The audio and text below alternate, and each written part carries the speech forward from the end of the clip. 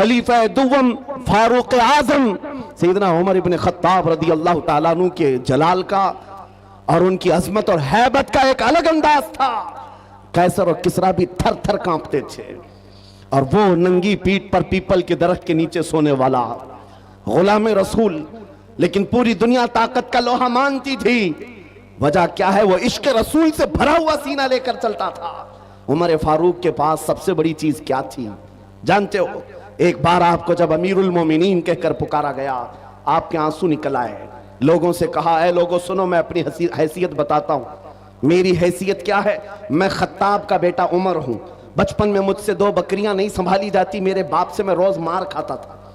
मैं बकरियों को संभाल नहीं पाता, मेरे बाप मुझे रोज मारते थे। खत्ताब का बेटा वो उमर हूं। लेकिन आज इस दौर में 36 लाख स्क्वायर किलोमीटर पर तन्हा उमर की निगरानी है। मिस्र भी, फिलिस्तीन भी, इराक भी, शाम भी, यमन भी, अरब का यह हिजाज और नज्द का इलाका पूरा एक उमर इब्न खत्ताब की निगरानी में चल रहा था। जो इस दौर के तकरीबन 36 लाख स्क्वायर किलोमीटर की बात होती है, तन्हा निगरानी चल रही है। लेकिन उस उमर इब्न खत्ताब ने यह नहीं कहा, ये मैंने अपने ताकत के बलबोते तुम पर हुक्मरानी कायम की है, मैं अपने अदल के बलबोते तुम पर इस हुक्मरानी का तख्त बिछाया है। नहीं, लोगों से कहा, क्या लोगों, ये जो आज मुझे हैसियत मिली है इसलिए नहीं कि खत्ताब का बेटा उमर हूं, इसलिए कि मोहम्मद अरबी का गुलाम उमर हूं। सुभान अल्लाह, सुभान अल्लाह। अपनी निस्बत जब हुजूर से मजबूत करें, दुनिया उसकी ताकत का लोहा मानती है। नामूस रिसालत की हिफाजत पर जो आए हैं मैदान में, अल्लाह करीम ने उनके बाजुओं को ताकत बख्शी है और कुफ्फार और मुशरिकीन के सीनों में उनका रौब डाल देता है। ये तारीख की सच्चाइयां बताती हैं। आपको पता है सैयदना उमर फारूक रदी अल्लाह ताला अन्हु का ये अजीम खिलाफत का जमाना, उनके मुतालिक जो लिखा गया आज भी मौजूद है। सैकड़ों मील दूर रहने वाले कुफ्फार और मुशरिकीन की फौजें सिर्फ उनके नाम से कांपती थीं, डरती थीं। यही मुंसुर, यही वस्फ में आप कहता हूं कि वो नामूस रिसालत की हिफाजत और इश्क रसूल से भरा हुआ सीना लेकर चलो, ये इस जमाने का नहीं, हर जमाने का सबसे बड़ा हथियार है, सबसे बड़ा हथियार है। लोग आज ये कहते हैं, बाज लोग जो मेरे साथ हर जलसे में इन्वेस्टिगेशन करते भी रहते हैं, हर जगह चलते रहते हैं, कई मरतबा हमारे इलाके में भी आए और वो बार बार हमसे ये इन्वेस्टिगेशन करते हैं, आप चाहते क्या हिंदुस्तान में? जहां जा रहे हो ये पूरे मजमे को जमा कर रहे हो और जज्बे में और इनको जोश दिलाकर खड़ा कर रहे हो, क्या चाहते हो? उनको शायद ऐसा लगता होगा कि हम कोई बहुत बड़ी ऐसी तंजीम बना रहे हैं जो बम बांध करके कहीं उड़ जाए, उन्हें शायद ऐसा लगता हो। इसीलिए बार बार इस चीज की तलाश में सरगर्दा है। मैं खुल करके बयान करता हूं मेरे अजीजों, खुल करके। अभी हम अपने मुंबई में एक मरकज बना रहे थे, तो साहब वहां तक पहुंची बातें, कुछ लोग कहने लगे ये कुछ सुरंग बना रहे हैं जिसमें जिहाद सिखाने वाले हैं। छोटा सा एक नामों से रिसालत के तहफ्फुज की खातिर एक मरकज बनाने की बात की, तो ऐसी बातें फैलाए। याद रखो, हम सुरंग में नहीं सिखाते, खुले मैदान में सिखाएंगे। और वो भी कोई ऐसी वैसी तरबियत नहीं जिसकी मैं बात कर रहा हूं। हमारा मिशन क्या है? मियां, मैं तो अपने नौजवानों से कहता हूं, चाकू छुरी तलवार बंदूक बारूद तो दूर है, तुम ब्लेड लेकर के भी मत चलो, इसलिए कि प्लास्टिक का ब्लेड भी तुम्हारे हाथ में होगा तो कल फ्रंट पेज पे तुम्हारा नाम आतंकवादियों के साथ। ये तो आज का मिजाज है।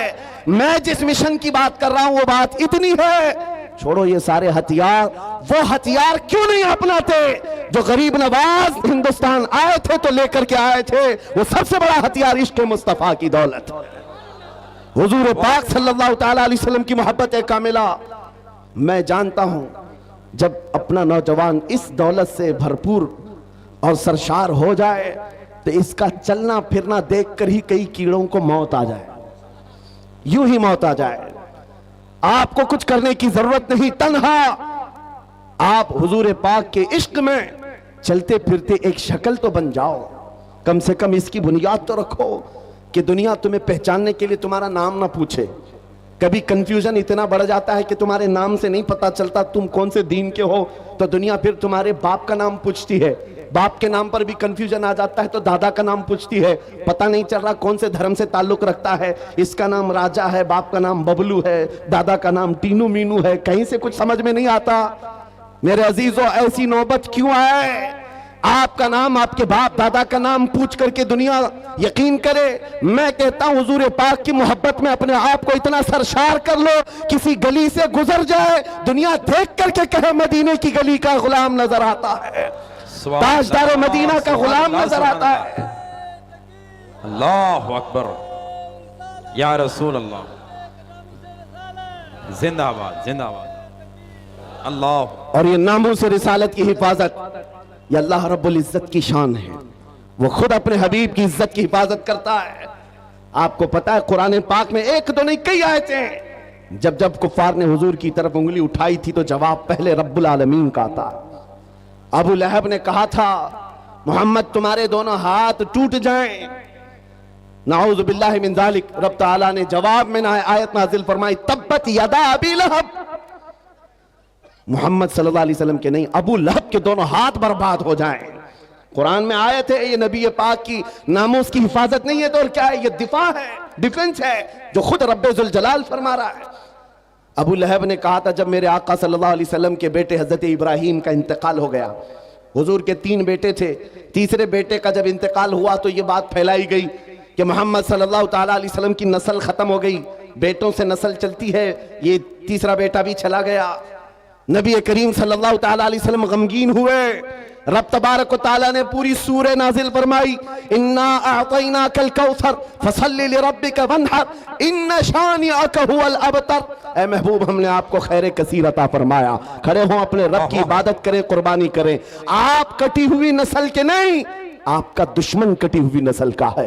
ये रब का फरमान है। अपने नबी के इज्जत के दिफा में अल्लाह रब्बुल इज्जत ने फरमाया, आज ढूंढ करके निकालो अबू लहब का बच्चा कहाँ है, उसकी औलाद कहाँ है, नहीं पाओगे, लेकिन जिस वादी में भी जाओ मेरे नबी के खानदान को जरूर पाओगे। सादात की खुशबुएं हर जगह नजर आएंगी।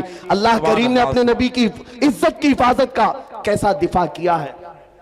तो एक मर्तबा आयतें उतरना रुक गई थी, जो वही आती थी चंद दिनों तक वही नहीं आई। मक्का के काफिरों ने यह कहना शुरू किया, वद्दअ रब्बु मुहम्मदिन मुहम्मदा, मोहम्मद के खुदा ने मोहम्मद को छोड़ दिया है। यानी अब आयतें नहीं आती हैं, इसका मजाक करने लगे। नबी करीम सल्लल्लाहु ताला अलैहि वसल्लम के दिल पर यह बात गिरा गुजरी। चंद ही दिन नहीं गुजरे थे कि जिब्राइल अमीन पूरी सूरह लेकर आए। वद्दुहा वल्लैलि वमा वद्दुहा वल्लैलि वमा सजा मा वद्दअका रब्बुका वमा कला। ऐ महबूब, आपको आपके रब ने न छोड़ा है न कम किया है। वलल आखिरतु खैरुल लक मिनल ऊला, बल्कि आपकी हर आने वाली घड़ी पिछली घड़ी से कई दर्जे बेहतर है। सुभान अल्लाह, सुभान अल्लाह। मेरे अजीजों, ये सब आयतें मैं वो आपके सामने कोट करके बता रहा हूं जिसमें रब्बे जुल जलाल ने शान रिसालत बयान किया। अपने नबी की तरफ उठने वाली उंगलियों को रब तबारक व तआला ने तोड़ दिया। जवाब इरशाद फरमाया, आज अगर नामूस रिसालत की हिफाजत या उसका दिफा कोई करता है तो ये सुन्नत इलाहिया है, यह अल्लाह रब्बुल इज्जत के कानून और उसकी सुन्नत है। आज इस सुन्नत पर अमल करते हुए जो अकाबिरीन उम्मत आए, उनकी मिसालें मैं आपके सामने रखता हूं। लोगों, एक बात याद रखो, हालात जितने भी खराब हो जाएं, अपने नबी की इज्जत की हिफाजत वो जिससे चाहे ले ले, जिससे चाहे ले ले। ये जरूरी नहीं कि वो जमाने का बहुत बड़ा मुत्तकी परहेजगार हो, ये जरूरी नहीं है कि बहुत बड़ा फकीह और आलिम दीन हो। मौला करीम अपने नबी की इज्जत की हिफाजत पत्थरों से भी चाहे ले सकता है, कुत्तों से भी ले सकता है। अल्लामा इब्ने हजर अस्कलानी रहमतुल्लाह अलैह लिखते हैं कि ततारियों का जो हमला हुआ था बगदाद में, बगदाद को उन्होंने तबाह कर रखा था। ऐसा तबाह किया था कि पूरे बगदाद की सड़कें और वहां की गलियां मुसलमानों के खून से भरी हुई थी। दरिया दजला के पानी को लाल कर दिया था मुसलमानों के खून से।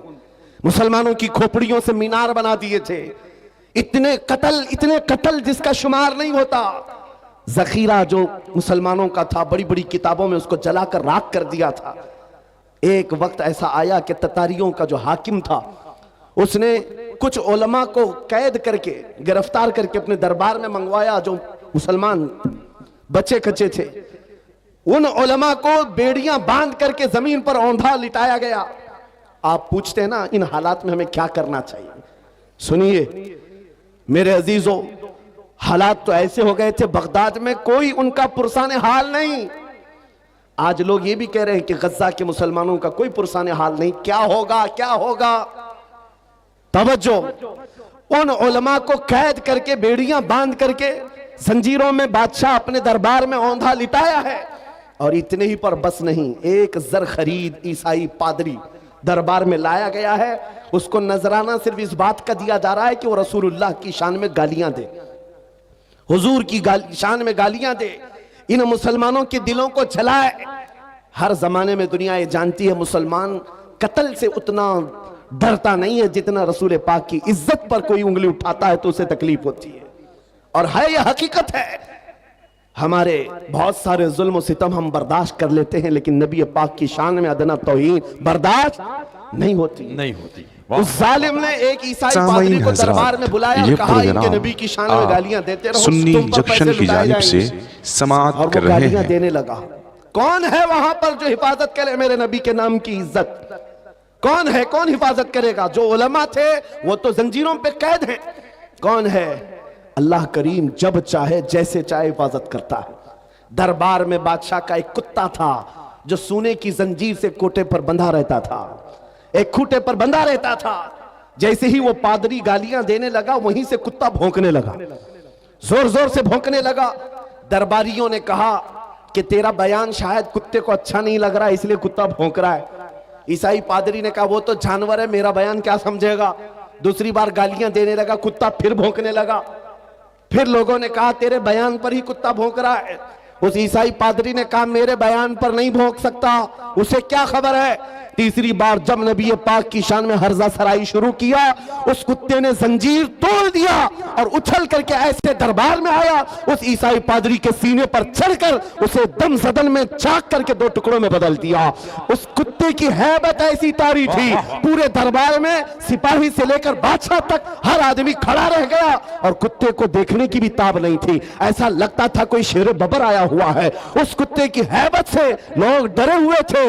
और तारीख में यह लिखा है, जिन्होंने हमारी खोपड़ियों से मीनार बनाया था, जिन्होंने बगदाद को हमारे खून से नहलाया था, उसी ततारियों के दरबार में एक दो नहीं 10,000 ततारियों ने कलमा पढ़कर इस्लाम कबूल कर लिया। सुभान अल्लाह, सुभान अल्लाह, सुभान अल्लाह, सुभान अल्लाह। जब रब तबारक व तआला नामों से रिसालत की हिफाजत फरमाता है तो वो कुत्तों के जरिए से भी काम लेता है। ये बात याद